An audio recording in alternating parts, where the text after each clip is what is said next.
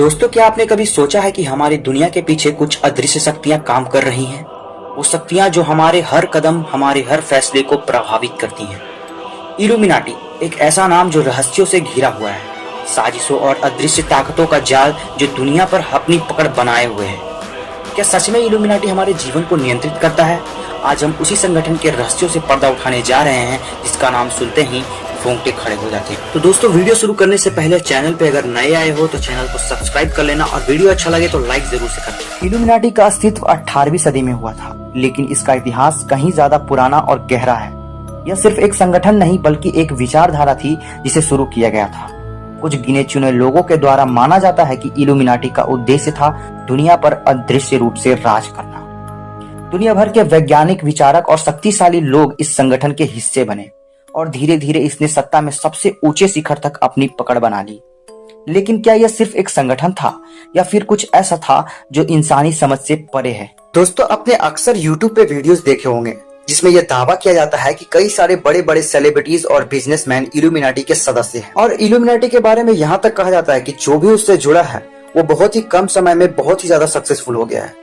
आज हम लोग इसी के बारे में इस वीडियो में विस्तार से जानने वाले हैं। दोस्तों, इल्यूमिनाटी की शुरुआत होती है 18वीं सदी में। इल्यूमिनाटी की स्थापना 1 मई 1776 को बवेरिया, जर्मनी में हुई थी। एडमंड वाइजहॉफ्ट ने इस गुप्त संगठन की नींव रखी, जिसका उद्देश्य था अंधविश्वास, धार्मिक नियंत्रण और सत्ता के दमन से समाज को मुक्त कराना। शुरुआत में इस संगठन का लक्ष्य समाज में स्वतंत्रता और समानता को बढ़ावा देना था। शुरुआत में सिर्फ 5 लोग इस समूह के हिस्से बने, लेकिन कुछ ही समय में ये संख्या हजारों में पहुंच गई।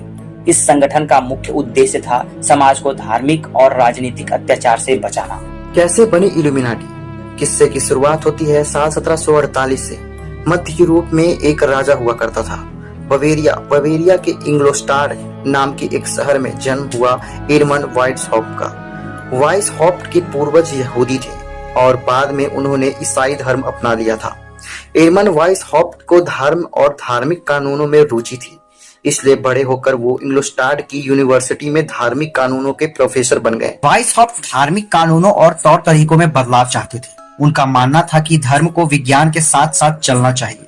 इन विचारों को बढ़ावा देने के लिए उन्हें साथी चाहिए थे, इसलिए उन्होंने फ्रीमेंसिस नामक एक समुदाय से जुड़ने की कोशिश की। फ्रीमेंसिस आजाद ख्यालों के लोगों की एक बिरादरी थी जिसके मेंबर दार्शनिक और धर्म पर चर्चा करते थे। फ्रीमेंसिस दुनिया के सबसे पुराने संगठनों में से एक है और 21वीं सदी में भी अस्तित्व रखता है।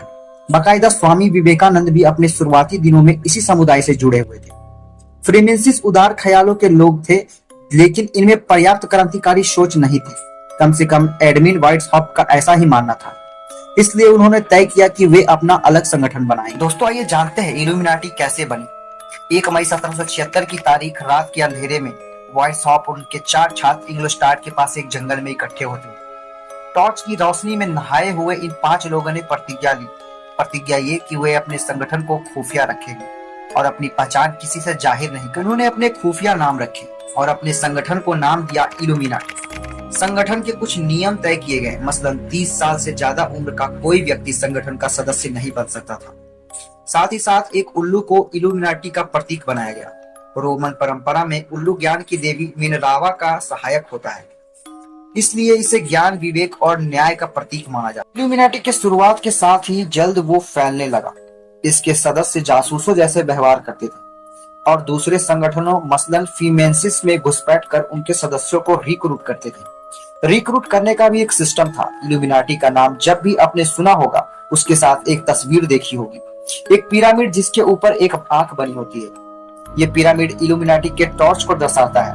इल्यूमिनाटी के सदस्य के 13 लेवल थे जो 3 क्लास में बटे थे। सबसे नीचे का तल उन लोगों का होता था जो नए नए संगठन में जुड़े होते थे। इन्हें मीन रवल कहा जाता था। सदस्य बनने के बाद ही ये लोग लीडर से ऑर्डर ले सकते थे और समूह की मार्केटिंग में शामिल हो सकते थे।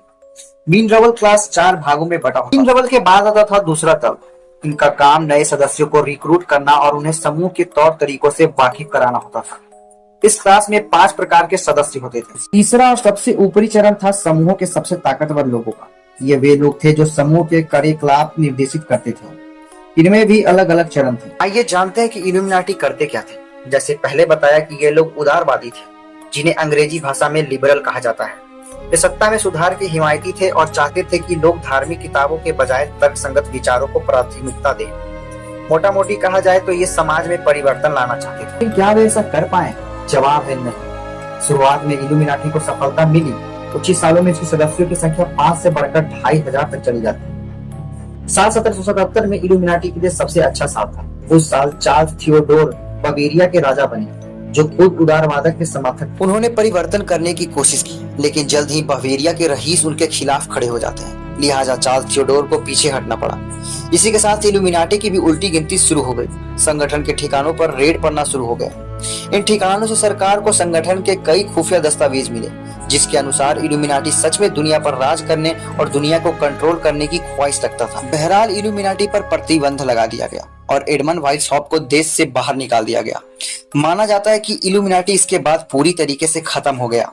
हालांकि सब ऐसा मानते हैं। कई लोग मानते हैं कि इल्यूमिनाटी इसके बाद भी कायम रहा है और कई सारे जो बड़े बड़े इस टाइम के बिजनेसमैन और सेलिब्रिटीज हैं, उनके नामों को भी इनके साथ जोड़ा जाता है और माना जाता है कि 70% रिच लोग इस इल्यूमिनाटी सदस्य से जुड़े हुए हैं।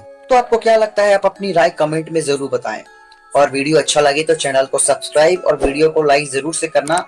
और मिलते हैं ऐसे ही अमेजिंग कहानी के साथ। तो तब तक के लिए बाय बाय।